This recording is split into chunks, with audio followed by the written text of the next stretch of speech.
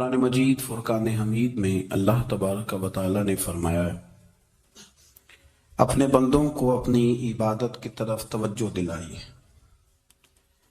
اپنے بندوں کے دلوں میں عبادت کا شوق، ذوق اور نظریہ پیدا فرمایا۔ یا ایھا الناس اعبدوا ربکم الذی خلقکم، اے ایمان والو، اے لوگو، اپنے اس رب کی عبادت کرو جس نے تمہیں پیدا کیا، والذین من قبلکم، اور ان لوگوں کو بھی پیدا کیا ہے جو تم سے پہلے تھے۔ تمہیں عبادت کا نفع یہ ملے گا لعلکم تتقون، کہ تم پرہیزگار ہو جاؤ گے۔ عبادت اس لیے کرو کہ اللہ نے تمہیں پیدا کیا ہے، اور اس لیے کہ تم سے پہلے لوگوں کو بھی اللہ نے پیدا کیا ہے۔ اور پھر ارشاد فرمایا کہ الذی جعل لکم الارض فراشا، وہی رب ہے جس نے تمہارے لیے زمین کو فرش بنایا، والسماء بناء، اور آسمان کو چھت بنایا، وانزل من السماء ماء فاخرج به من الثمرات رزقا لکم، زمین کو فرش بنایا، آسمان کو چھت بنایا، پھر آسمان سے پانی برسایا جس کے ذریعے پھل نکالے، اور وہ بھی کسی اور کے لیے نہیں، رزق لکم، تمہارے رزق کے لیے، وہ بھی تمہارے رزق کے لیے۔ یہ ساری نعمتیں تمہیں دی ہیں، اب فلا تجعلوا للہ اندادا، اب تم اللہ کے ساتھ کسی کو شریک نہ بناؤ، وانتم تعلمون، اور تم جانتے بھی ہو، تمہیں خبر بھی، تمہیں پتہ ہے کہ عبادت اللہ کی کرنی چاہیے، تمہیں پتہ ہے کہ نماز پڑھنی چاہیے، تم جانتے ہو کہ نوافل ادا کرنے چاہیے، تمہیں پتہ ہے کہ سجدے آنکھیں بند کر کے جھوٹ کی زندگی جی کے اپنے ساتھ بددیانتی کر کے دھوکہ دے کے اپنے آپ کو دائیں بائیں اپنے آپ کو کہیں مصروف رکھ کے کچھ وقت ضائع تو کر لیتے ہو، پر تمہیں پتہ تو ہے نا کہ عبادت اللہ کی کرنی، تمہیں اس کی خبر ہے۔ فرمایا اس رب کی، دیکھیں نا، انسان پر اگر کوئی شخص نیکی کر دیتا ہے، احسان کر دیتا ہے، تو انسان اس کے سامنے پھر گردن نہیں اٹھا سکتا، یار یہ میرے مشکل وقت کا دوست ہے، اس نے میرے ساتھ نیکی کی ہے، کبھی بھی گردن نہیں اٹھائے گا، جھکا کے رکھے گا۔ تو اگر عام کوئی نیکی کر دے تو اس کے سامنے انسان کبھی گردن نہیں اٹھاتا، تو جو رب ساری نعمتیں عطا فرمائے، جو کہے کہ تیری تخلیق میں نے کی، تجھ سے پہلوں کو بھی پیدا میں نے کیا، تیرے لیے زمین کا بچھونا بھی میں نے بچھایا، آسمان کی چھت بھی میں نے لگائی، تیرے لیے زمین سے ساری اناج کو، پھل کو، کھیتیوں کو نکالا بھی تیرے لیے، اب تو اس طرح کر کہ تو میری عبادت کر، تو میری بارگاہ میں جھک جا۔ بہت سارے نشے لوگوں کو لگے ہوئے ہوتے ہیں، ہر آدمی کوئی نہ کوئی نشہ کرتا ہے، کوئی دولت کا کرتا ہے، کوئی شہرت کا کرتا ہے، کوئی اپنی تعریف کا نشہ کرتا ہے، دو چار لوگوں سے تعریف سن کے مطمئن ہو جاتا ہے۔ ناراض تو نہیں ہو گیا اس جملے سے؟ آپ کرتے ہیں لوگ دولت کا نشہ بھی، یہ جب نقصان ہوتا ہے تو بندے بیمار نہیں ہو جاتے، پیسے ڈوب جاتے ہیں تو لوگ بیمار نہیں ہو جاتے، تو اس کا مطلب یہ ہوتا ہے کہ نشہ ٹوٹ گیا ہے۔ بیک ہوئے نا تھوڑے سے تو کانپتے ہیں، تڑپتے ہیں، پریشان، نشہ ہی اسی طرح ہی کرتا ہے نا، نہیں ملتا تو پریشان ہوتا ہے۔ یہ سارے نشے ہیں، مختلف قسم کا نشہ۔ اب مانتے نہیں اس بات کو، تسلیم نہیں کرتے، کیونکہ تسلیم کرنا بڑا مشکل کام ہے، اس کے لیے تو بڑی ساری چیزیں جو ہیں وہ دبوچ کے اور بڑی سارے رستے پھلانگ کے آنا پڑتا ہے، تو بڑا مشکل ہے ماننا، ورنہ کرتے ہیں ہم، ہمارا مزاج ہے۔ یہ گھومنے پھرنے کا، دنیا دیکھنے کا بھی ایک نشہ ہے، یہ بہت ساری باتیں کرنے کا بھی ایک نشہ ہے، گپ شپ کا بھی ایک نشہ ہے۔ دو چار لوگوں کی جب تک پگڑیاں نہ کھول لیں، بعض لوگوں کو نیند نہیں آتی، یہ غیبت کا، چغلی کا، بددیانتی کا، یہ بھی ایک نشہ ہے۔ اس پر ملا رومی رحمت اللہ نے بڑا کلام لکھا ہے، وہ کہتے ہیں مانگ کے کھانے کا بھی نشہ ہے، مانگ کے کھانے کا بھی نشہ ہے۔ وہ کہتے ہیں کہ ایک بھیک مانگنے والی خاتون تھی، تو بادشاہ کے پاس بھیک مانگنے آئی، تو بادشاہ کو پسند آ کہ اس نے شادی کر لی، اب اس کو عادت تھی بھیک مانگ کے کھانے کی، تو وہ کنیزوں سے کہا کرتی تھی کہ فٹافٹ نہ روٹی لے کے آیا کرو، میں 2-3 دفعہ مانگوں تو پھر لایا کرو، کیونکہ ایک نشہ ہے نا، تو میں مانگوں 2-4 دفعہ تو پھر۔ تو انسان بہت سارے نشے کرتا ہے، یہ مانتا نہیں، یہ موبائل، یہ فیس بک، یہ سارے نشے ہی ہیں۔ اپنی فوٹو لگا لینا، سارا دن اسی کو دیکھتے رہنا۔ اور بڑے بڑے سیانے بندے جو وزادار ہیں، بڑے وزادار لوگ ہیں، لیکن وہ بھی سنجیدگی کے قائل نہیں، اس طرح کے نشوں کا شکار ہے۔ یہ سارے نشے ہیں جو ہم نے پال لیے۔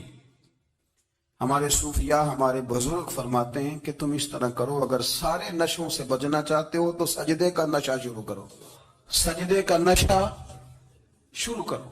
یہ نا اقبال کہتے ہیں عطار ہو، رومی ہو، رازی، آپ بات کو سمجھیں، عطار ہو، رومی ہو، رازی ہو، غزالی ہو، کچھ ہاتھ نہیں آتا بے آہ سحرگاہی۔ کہتے بہت بڑا صوفی ہو جیسے فرید الدین عطار تھے، بہت بڑا تصوف کا امام ہو جیسے امام غزالی تھے، بہت بڑا تفسیر کا استاد ہو جیسے امام رازی ہو، عطار ہو، رومی ہو، رازی ہو، غزالی ہو، پر کچھ ہاتھ نہیں آتا بے آہ سحرگاہی۔ اگر سویرے اٹھ کے روتا نہیں نا اللہ کی بارگاہ، اگر تہجد نہیں نہ پڑھتا تو کچھ ہاتھ نہیں آتا بے آہ سحرگاہی، پھر اس کو کوئی چیز نصیب۔ میری بات کی سمجھ آ رہی ہے آپ حضرات؟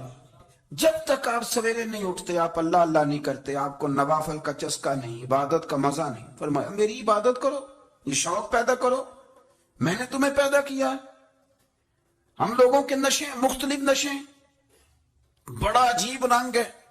محفل کی صدارت کرنے والے بڑے پیر صاحب، بڑے القابات، ہو بیچ میں سے بندہ تلاش کرنے سے بھی نہیں ملتا، اتنے بڑے لقب ہیں اس کے، لیکن وہ ساج سنور کے 2.5 گھنٹے بیٹھا رہا محفل میں، اور نماز کا وقت آیا تو اس نے مختصر سی پڑھی، وہ نکل گیا، وہ ہلکے سے سجدے کیے۔ او اتنا بڑا عشق رسول، نعت خواں، او ہو کیا بات ہے، اور عشق رسول کا بہت بڑا پیغامبر، بہت بڑا مبلغ، اور بیچارہ سمجھ ہی نہیں سکا کہ اللہ کے رسول نے فرمایا تو نماز پڑھ میری آنکھیں ٹھنڈی ہو جائیں گی۔ تو یہ نشے کے عادی تو ہیں پر حقیقت کے قائل نہیں ہیں۔ یہ بس ٹھیک ہے، خوابوں کی دنیا میں لوگ زندہ ہیں، پر جن کو یہ جو نشہ تھا نا عبادت کا، یہ میرے رسول پاک کی چاہت ہے، یہ میرے نبی کریم علیہ السلام کی۔ آپ دیکھیں نا حضور مہینوں جا کے غار حرا میں بیٹھتے، کیا وہاں تبلیغ کرتے تھے؟ کوئی کتاب لکھتے تھے؟ رسول کریم علیہ السلام مہینہ رہتے غار حرا میں، کوئی نہ مجھے دیکھے، کوئی نہ مجھے ملے، حضور یہاں کیا ہے؟ فرمایا میں اپنے رب کی عبادت کروں گا۔ نبی کریم علیہ السلام نے سجدوں کے ساتھ پتھروں اور پہاڑوں کو آباد کر دیا، سجدوں کے ساتھ۔ آپ کا سجدہ آپ کو بہت ساری چیزوں سے چھڑا لیتا ہے، یہ بہت ساری جگہوں سے جھکنے سے بچا لیتا ہے۔ صوفیاء، اولیاء یہ کیا کرتے تھے؟ یہ سجدے کا ذوق ہی تو پیدا کرتے تھے، سجدے کا ذوق۔ شاہ عبدالعزیز دباغ رحمت اللہ تعالی علیہ اپنے مریدوں سے فرمایا کرتے تھے کہ اگر تم پکے نمازی بن جاؤ نا، تہجد گزار ہو جاؤ، تو میرے پاس آنا جانا چھوڑ دینا۔ عرض کی حضور کیوں؟ فرمایا میں تمہارے اور رب رسول کے رستے میں رکاوٹ نہیں بننا چاہتا، اور میرا مقصود ہے تمہیں وہاں تک پہنچانا، جب پہنچ گئے تو پھر میری ضرورت ختم ہو گئی۔ ہاں کبھی وسوس آئے، شک پیدا ہو، تکلیف ہو تو آنا، ورنہ میں نہیں چاہتا کہ میں رکاوٹ بنا رہوں۔ تم اللہ اللہ کرو، اس مالک کو راضی کرو۔ میرے رسول پاک علیہ وسلم نے فرمایا بندہ اللہ کے سب سے قریب اس وقت ہوتا ہے جب وہ سجدے کی حالت میں ہوتا ہے۔ کس کے قریب ہوتا ہے؟ اللہ کے سب سے قریب ہوتا ہے، وہ بڑا نیڑے ہے رب کے، بڑا قریب ہے، اس لیے کہ وہ حالت سجدہ میں، وہ جب سجدے کرتا ہے نا اس کی بارگاہ میں جب جھک جاتا ہے۔ آپ ذرا سجدے کی کیفیت دیکھیں نا، زبان بھی یہاں ہے، آنکھ بھی یہاں ہے، کان بھی، عقل بھی ساری، اس نے سارا کچھ رکھ دیا سجدے میں۔ آپ وہ کبھی پیچھے جائیں تو دیہاتوں میں کہا جاتا تھا ناک سے نکیریں نکالو، بہت بڑی سزا ہوتی تھی نا، ناک سے نکیریں نکالو، بڑی سزا ہوتی تھی۔ تو اس نے کہا مالک مجھے کسی نے کہا نہیں، پر دیکھنا میں نے رکھ دی ساری عقل سجدے میں، اور رکھ کے کہا کیا سبحان ربی یا اللہ میں پست ہوں تو اعلیٰ ہے، اللہ تو میرا رب ہے اور تو سب سے اعلیٰ۔ اتنا، اور فرمایا جب یہ اس کیفیت میں ہوتا ہے تو پھر یہ اپنے رب کے قریب ہوتا ہے۔ کثرت عبادت، نوافل۔ ہمارے ہاں عمرے کی قرآن اندازی محفلوں پہ ہونے لگ گئی ہے، حالانکہ حدیث سے ثابت نہیں۔ میں دوستوں سے کہتا ہوں جائز ہے، کرنی چاہیے، عمرے کی قرآن اندازی جائز ہے، پر کسی حدیث میں نہیں آئی کہ قرآن اندازی کرو عمرہ کرو۔ حدیث میں قرآن اندازی یہ آئی ہے کہ نبی پاک علیہ السلام نے فرمایا تمہیں پتہ چل جائے نا پہلی صف کا ثواب کتنا ہے، تم قرآن اندازی کرو۔ عمرے کی قرآن اندازی کا تو پوسٹر چھپتا ہے، تو یہ والی قرآن اندازی کب ہونی ہے؟ ہونی چاہیے کہ نہیں؟ حضور نے فرمایا تمہیں پتہ چلے کہ اس کا ثواب کتنا تو تم قرآن اندازی کرو، تم قرآن ڈالو۔ جب آپ نماز پڑھ رہے ہوتے ہیں، جب آپ کا مصلی آباد ہوتا ہے، صلاح الدین ایوبی ایک بزرگ سے ملاقات ہو گئی، بیت المقدس پر قبضہ تھا عیسائیوں کا، تو صلاح الدین بڑے پریشان تھے۔ بابا جی کہنے لگے پتر کیا ہوا؟ کہنے لگے حضور پتہ چلا ہے دشمن کے 2 بحری بیڑے اسلحہ لے کے آ رہے، مسلمان پہلے ہی کمزور ہیں، اور اب اگر 2 بحری بیڑے اور آ گئے تو حضور مسئلہ بن جائے گا۔ تو میں پریشان ہوں کہ کس طرح یہ کم مسئلے والی ہماری فوج ہے کیسے مقابلہ کرے گی۔ تو بابا جی کہنے لگے پتر اس طرح کرنا، آج رات تو بھی دعا کرنا اور میں بھی کروں گا، تو بھی دعا کرنا، آپ ناراض نہ ہونا، ہم تو پیروں والے، ہم تو پیروں کے نوکر غلام ہیں، ہمارا تو گزارا ہی نہیں، ہمیں تو ملتا ہے سارا کچھ وہاں سے۔ پر میرا سوال یہ ہے کہ تعویذ لینے جاتے ہو نفل کیوں نہیں پڑھتے؟ رات اللہ اللہ کیوں نہیں کرتے؟ یہ بھی تو ہمارے بزرگوں کا ہی طریقہ ہے، انہوں نے تو ہمیں سکھایا ہے۔ صلاح الدین ایوبی سے بزرگوں نے کہا کہ رات آج نا اللہ اللہ کرنا، تو میں تیرے لیے دعا کروں گا، تو بھی دعا کرنا۔ تو بندہ جب دکھی ہوتا ہے تو سجدہ کرتا ہے، تو پھر ہی تو مصلی بھیگ جاتا ہے، پھر ہی تو مزہ آتا ہے۔ سکھی بندہ تو کعبے جا کے نہیں روتا، دکھی تھے، تکلیف تھی، تو سر رکھا سجدے میں تو تڑپ گئے۔ اور وہ بابا جی کہتے ہیں میں مسجد آیا تو صلاح الدین چیخیں مار کے رو رہا تھا اور کہہ رہا تھا مالک میں کوئی اپنی شان کے لیے تو نہیں نہ لڑ رہا، اللہ کو میں کوئی قبضوں کے لیے تو نہیں لڑ رہا، مالک تیرے لیے لڑ رہا ہوں، مجھے بے آبرو نہ کرنا، میری مدد فرمانا۔ کہتے ہیں میں آیا تھا کہ مسجد میں دعا کروں گا، پر صلاح الدین ایوبی کو روتے دیکھا تو میں لوٹ گیا۔ تو سویرے صلاح الدین ملے تو بڑے خوش تھے۔ میں نے کہا پتر کیا ہوا؟ کہنے لگے حضور وہ بحری بیڑے 2 آ رہے تھے نا اسلحہ لے کے، دونوں ڈوب گئے پانی میں ڈوب گئے۔ تو بابا جی کہنے لگے صلاح الدین وہ پانی میں نہیں ڈوبے، وہ تیرے آنسوؤں میں ڈوب گئے، وہ غرق ہو گئے، وہ جو تو نے مصلی آباد کیا تو وہ تیرے آنسوؤں میں ڈوب گئے، وہ غرق ہو گئے، وہ تباہ، اتنے قیمتی تھے تیرے آنسو کے بہا لے گئے دشمن کے بحری بیڑوں کو۔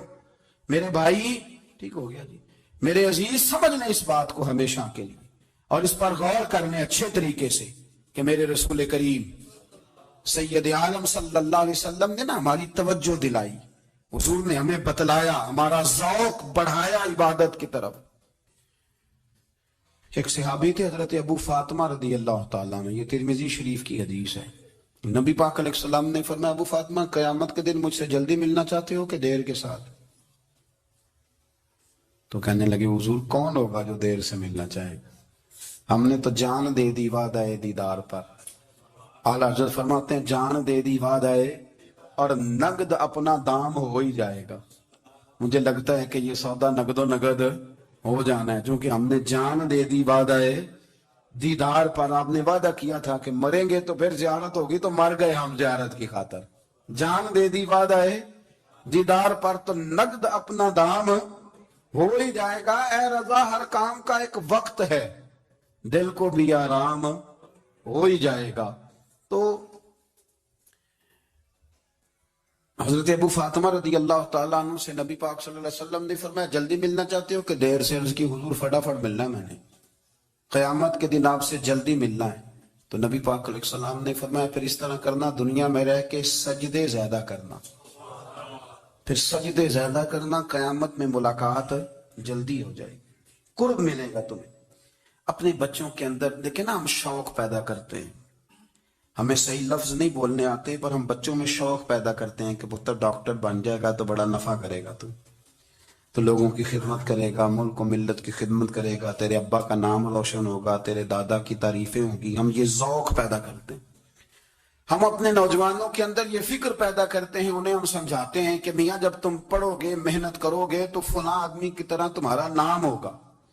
یہ جتنا ذوق ہم بچوں کے اندر ان چیزوں کا پیدا کرتے، ہمیں حکم ہے کسی طرح ہم ذوق پیدا کریں کہ پتر نماز پڑھے گا تو اللہ راضی ہو جائے گا، تو سجدہ کرے گا. دیکھیں نا میرے رسول کریم علیہ السلام نے فرمایا 7 سال کے بچے کو مسجد لے کے جاؤ، یعنی اسے شوق دلاؤ، اس کے اندر یہ خاصیت پیدا کرو کہ اس کا دل کرے مسجد میں جانے کا، اس کے اندر یہ خصوصیات لاؤ کہ وہ ہمارے ہاں نا ہر چیز کو پروموٹ کیا جا رہا ہے، ہر چیز کو، یعنی سر سنگیت سکھانے کے لیے اکیڈمیاں بن گئی، ہر شے پروموٹ ہو رہی ہے. عبادت کا جذبہ کم ہوتا جا رہا ہے، اللہ کا ذوق ہمارے اندر نہیں رہا.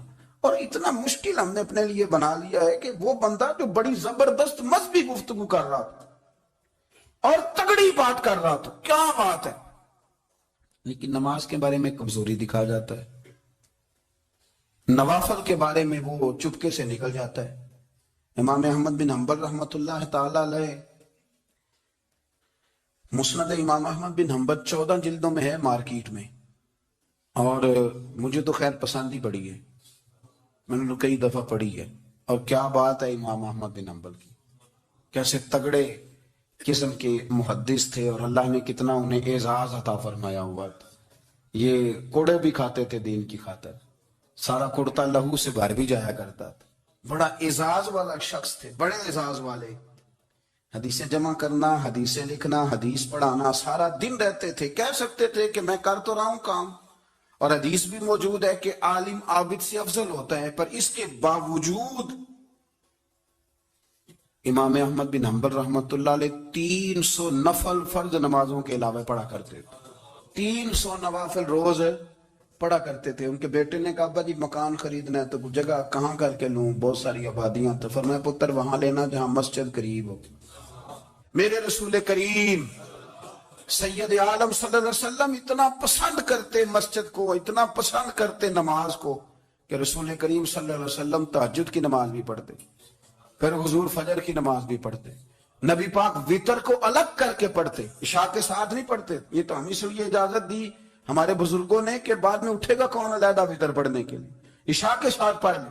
وتر پڑھتے، تہجد پڑھتے، فجر پڑھتے، اشراق پڑھتے، چاشت پڑھتے، پھر مغرب کی نماز کے بعد 6 رکعت اوابین پڑھتے، پھر رات کو صلاۃ اللیل پڑھتے. سیدہ عائشہ صدیقہ کہتی ہیں زمانہ سو جاتا اور میرے رسول مصلی بچھا کے کھڑے ہو جاتے. او یار کھیتی باڑی کر کے نہیں، محنت مزدوری کر کے نہیں. جناب عائشہ کہتی ہیں میں یہ بھی دیکھتی کہ حضور ایک آیت شروع کرتے تو ساری رات اسی کو پڑھتے، اور میری نظر جاتی تو قدم مبارک پہ ورم آ جاتا. یار نماز پڑھ پڑھ کے، اتنی مشقت کر کے، اتنی جد و جہد کر کے ورم آ گیا. یا رسول اللہ اتنی محنت کیوں کرتے ہو؟ فرمایا افلا اکون عبدا شکورا، کیا میں اپنے رب کا شکر گزار بندہ نہ بنوں؟ صحابہ کا ذوق عبادتوں کا، ریاضتوں کا، تلاوتوں کا، طبیعت ہے ان کی. وہ ایک دوسرے کو، حضرت مولا علی شیر خدا کرم اللہ تعالی وجہہ الکریم کے زمانے میں روم کے بادشاہ نے کہا یار یہ مسلمانوں کا پتہ تو کرو، یہ آخر کیوں اتنے زیادہ مجاہد ہیں. اس زمانے میں جاسوس بھیجنے کا مزاج تھا، اب تو جاسوس پکڑا جاتا ہے، اب تو جاسوس ہے، اور جاسوسی کا شوق ویسے آج بھی ہے. عرض کروں تھوڑی سی بات ہی سنوان جی. پتہ ہے کیا ہمارا مسئلہ ہے؟ ہم جہاں جاتے ہیں نا وہاں تھوڑی خوشبو سونگنے کی کوشش کرتے ہیں.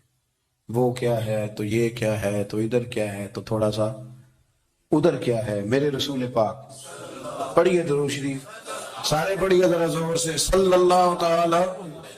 نبی پاک علیہ السلام نے فرمایا جاسوسی نہ کرنا ورنہ تم بندوں کو خراب کر دو گے، اور فرمایا اس طرح نہ ہو کہ تم کسی کے آپ کھول نہ نکلو تو تمہارے پہلے کھول جائیں.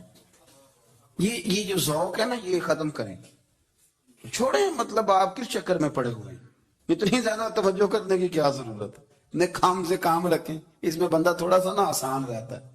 یہ جو بہت زیادہ ٹٹولنے والے لوگ ہوتے ہیں نا، وہ بےچارے پھر عمر ٹٹولتے ہی گزار دیتے ہیں، اس لیے کہ مزاج ہی بہت پکا ہے، بورے کا منہ کھول کے اندر تک ہاتھ ڈالنا، تو پھر کئی دفعہ سامنے سے بچھو بھی لڑ جاتا ہے، خرابی ہوتی۔ تو جاسوسی کی جاتی تھی، اس نے بھی جاسوس بھیجے، کیونکہ قبیلوں کے لوگ تھے، کچھ مسلم کچھ کافر، پہچانے نہیں جاتے تھے لوگ، تو کچھ لوگ اس نے بھیجے، انہوں نے آ کے نا تحقیق کی، ریسرچ کری کہ آخر ماجرا کیا ہے۔ تو واپس جا کے انہوں نے رپورٹ دی نا روم کے بادشاہ کو، اس رپورٹ کا ایک جملہ بڑا شاندار ہے، وہ کہنے لگا بادشاہ ہمیں مسلمانوں کی کوئی سمجھ نہیں آئی،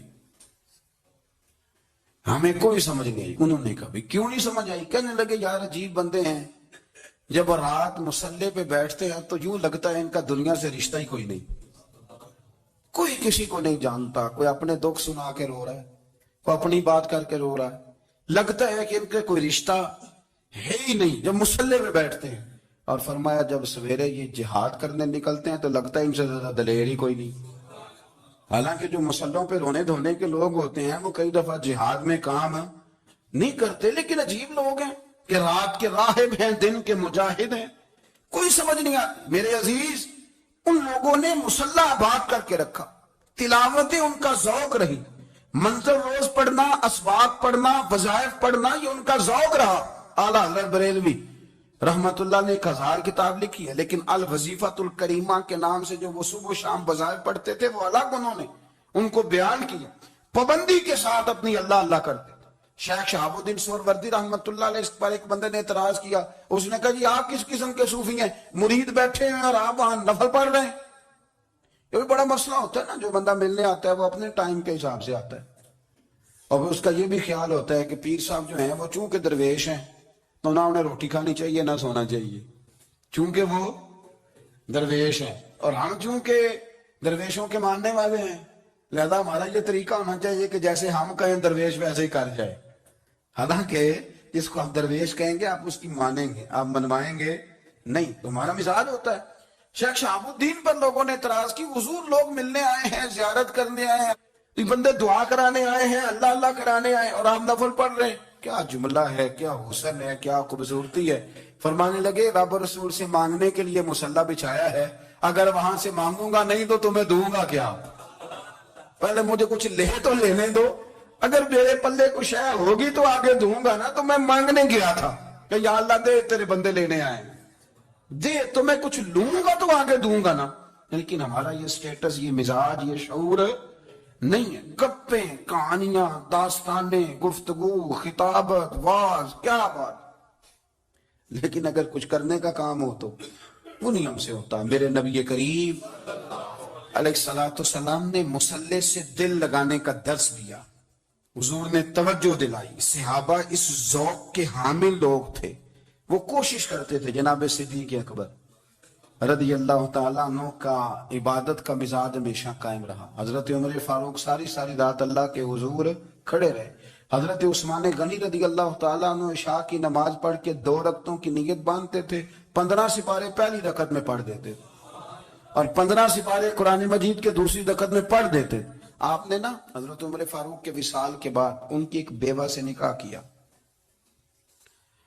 حضرت عثمان غنی نے نکاح کیا۔ وہ خاتون آپ کے نکاح میں آئیں تو عرض کرنے لگی امیر المومنین، میرے لیے اعزاز تو بہت ہے کہ میں امیر المومنین کی بیوہ تھی تو امیر المومنین کی منکوحہ ہو گئی ہوں، لیکن حضور نہ تو میں جوان ہوں کہ میرے اندر رغبت ہوتی اور نہ میں اب اس قابل ہوں کہ کوئی خدمت کر سکوں، میرے ساتھ نکاح کی وجہ کیا بنی؟ تو عثمان غنی رو پڑے، فرمانے لگے میں نے عمر فاروق کو مسجد میں اپنے رب سے ڈرتے ہوئے دیکھا، میں نے اسے روتے ہوئے دیکھا ہے، عدل کرتے دیکھا ہے، انصاف کرتے دیکھا ہے، امت کی خیر خواہی کرتے دیکھا۔ تمہارے ساتھ نکاح اس لیے کیا ہے کہ تم مجھے یہ بتاؤ کہ عمر فاروق گھر کے اندر اپنے رب کو کیسے راضی کرتے تھے، گھر کے اندر کیسے راضی کرتے تھے، وہ طریقے بتلاؤ، تم بتاتی جانا اور میں بھی اسی طرح گھر میں عبادت کروں۔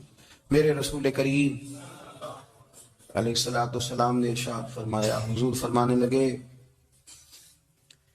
جس گھر میں اللہ کا ذکر ہوتا ہے وہ گھر زندوں کا ہے، اور جس گھر میں رب کریم کا ذکر نہیں ہوتا وہ گھر زندوں کا نہیں ہے۔ گھر نہ ہم نہ کتابوں میں پڑھتے ہیں کہ ایک بزرگ کہتے ہیں، حضرت فضیل بن ایاز کہتے ہیں کہ میں ایک گلی سے گزر رہا تھا تو گھر کے اندر کسی قاری صاحب نے قرآن کی آیت پڑھ دی ولی من خاف مقام ربہ جنتا، میں تے میرے کانوں سے ٹکرائی تو اللہ نے میری کایا ہی پلٹ دی، میں توبہ کر گیا۔ اب گھر کے اندر سے آواز آئے تو صحیح نہ تلاوت کی، پر اندر سے آواز آتی نہیں، یا ڈیک بجنے کی آواز آتی ہے، یا ٹی وی چلنے کی آواز آتی ہے، یا دھوم مچانے کی آواز آتی ہے۔ عبادت کا وہ جو خاص شوق تھا، وہ جو حسن تھا، وہ جو توانائی تھی، وہ جو بات تھی۔ ایک جگہ پہ ہم بیٹھے تھے تو وہاں ایک صاحب آئے اور انہوں نے آتے ہی کہا کہ مہربانی کریں ذرا مجھے مصلی دے دیں، میرے نہ کچھ نفل رہ گئے۔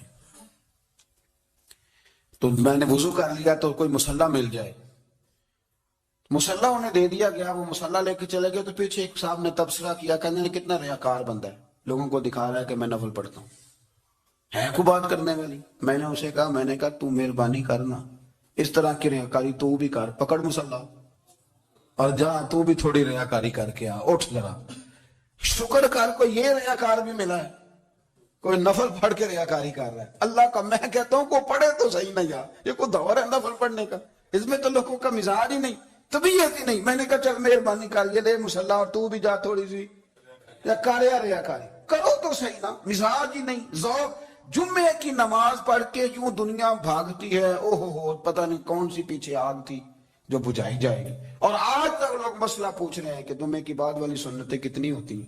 میں نے کہا کتنے سال ہو گئے جمعہ پڑھتے، کتنے سال ہو گئے، ابھی تک سنتوں کا نہیں پتا، ابھی تک نہیں علم کے پہلے کتنی رکھتے ہیں اور بعد میں کتنی رکھتے ہیں۔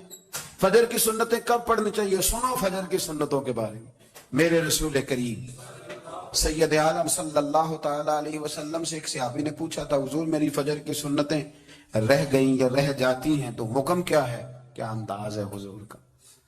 بخاری مسلم کے لفظ سنو، حضور سید عالم صلی اللہ علیہ وسلم فرمانے لگے، اس نے کیا پوچھا تھا، حضور جواب کیا دیتے، فرمایا فجر کی سنتیں کبھی نہ چھوڑنا، فجر کی پہلی دو سنتیں کبھی نہ چھوڑنا۔ یا رسول اللہ صلی اللہ تعالی علیہ وسلم میری رہ گئی یا رہ جاتی ہیں، فرمایا فجر کی دو سنتیں نہ چھوڑنا، فرمایا فجر کی پہلی دو سنتیں مجھے دنیا اور دنیا کے اندر جو کچھ ہے وہ سب سے زیادہ پیاری ہے۔ فجر کی دو سنتیں دنیا اور دنیا میں جو کچھ ہے مجھے وہ سب سے زیادہ پیاری ہے، اس لیے فجر کی سنتیں نہ چھوڑنا۔ اپنا ذوق، اپنی طبیعت، ہم نے نا ذوق غلط بنا لیا۔ اگر 20 بندے کہہ بھی دیں گے تو نے بڑی شاندار تلاوت کیا تو کیا اس سے بنے گا، 100 بندہ کہہ بھی دے تیری کیا بات ہے، کیا بات ہے نعت خاں کی، کیا بات ہے علامہ صاحب کی، پیر صاحب کی، پیر مہر علی شاہ صاحب رحمت اللہ علیہ۔ آپ تشریف فرما تھے تو آپ کے ایک ہی بیٹے بابو جی جن کو کہا جاتا ہے، جس دن صاحبزادے پیدا ہوئے تو خادم نہ وہاں سے نکلا۔ ان لوگوں کے شوق اور طرح کے تھے نا، تو ان کی توجہ بھی اپنے شوق کی طرف رہتی، تو خادم نکلا اندر سے، پیر صاحب مبارک ہو، پیر صاحب مبارک ہو، پیر صاحب مبارک ہو، پیر صاحب مبارک، وہ شور کر رہے ہیں۔ تو پیر صاحب کو وجد ہو گیا، اللہ اکبر اللہ اکبر اللہ، وہ کیا ہوا، کس بات کی مبارک دے رہے ہو؟ عرض کی حضور اللہ نے بیٹا دیا۔ تو آپ فرمانے لگے اچھا حضور آپ کیا ہوا، آپ تو پریشان ہو گئے۔ فرمانے لگے جب تو نے 3 دفعہ کہا نا مہر علی کو مبارک ہو، تو میں سمجھا تھا شاید تجھے کسی نے بتا دیا ہے کہ مہر علی سے اللہ راضی ہو گیا۔ میں سمجھا تھا کہ شاید تو یہ خبر لے کے آیا ہے کہ کسی نے بتایا ہے کہ مجھے آج خبر ملی ہے کہ مہر علی سے رب اچھا پتر ہوا ہے، الحمدللہ اللہ کا شکر ہے، پر میرے لیے مبارک کا دن وہ ہوگا جب میرا رب کہے گا کہ میں مہر علی سے راضی ہوں، میرے محبوب کہیں گے کہ میں مہر علی سے۔ آپ بات کو سمجھیں، شوق ہی کسی اور طرف تھا، دل ہی کہیں اور لگا ہوا تھا، طبیعت ہی کہیں اور مائل تھی۔ کوئی وظیفہ پوچھتے تھے تو پڑھتے تھے وہ لوگ، کچھ اللہ اللہ انہیں بتائی جاتی تھی تو کرنے کا ذوق رکھتے تھے، طبیعت تھی، قائل تھے۔ حضرت ربیع کہتے ہیں میں بڑی دور سے سفر کر کے گیا حضرت اویس کرنی سے ملنے، بڑی دور سے، اور جب میں پہنچا تو فجر کا وقت تھا، تو حضرت اویس کرنی کو میں نے پا لیا، تو وہ نماز پڑھ کے نا قرآن شریف لے کے بیٹھ گئے۔ فرماتے اشراق چاشت کا وقت ہوا تو نفلوں کی نیت باندھ لی۔ محدث ابن الجوزی نے لکھا ہے، فرماتے ہیں پھر جب زوال کا وقت ہوا تو مسجد میں جھاڑو دینے لگ گئے۔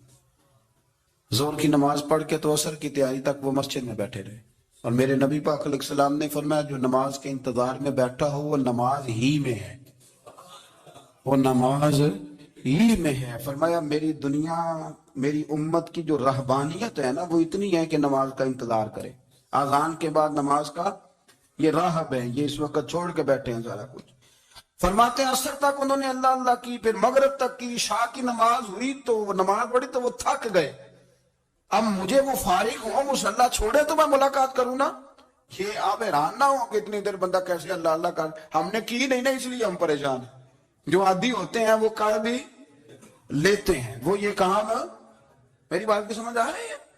جب جاتے ہو کسی دفتر میں تو 8 گھنٹے کھڑے رہ لیتے ہو نا, مجبوری ہوتی ہے تو کھڑے رہا جا سکتا ہے. پاسپورٹ کے دفتر بولیے, امیگریشن کی لائنوں میں, اور میں نے تو امبیسیوں میں بندے 12 گھنٹے پہلے جا کے کھڑے دیکھے, رہ لیتے ہیں کھڑے. تو اگر ان کاموں کے لیے رہا جاتا ہے تو اللہ رسول کے لیے بھی کھڑے رہا جا سکتا ہے. تو فرمانے لگے کہ جب عشاء کی نماز کے بعد آخر انسان تھے, تھک گئے, نیند کا غلبہ ہوا تو تھوڑی ایسے آنکھ بند ہوئی تو کھلی تو رونے لگے. حضرت اب ایسے کر دیا, رو کے کہنے لگے مالک مجھے غافل تو نہ کر, ابھی میں نے کیا بھی کچھ نہیں, دن ختم ہو گیا, کوئی نفل نہیں, کوئی اللہ اللہ نہیں, اللہ مجھے غافل نہ کر, میری مدد فرما.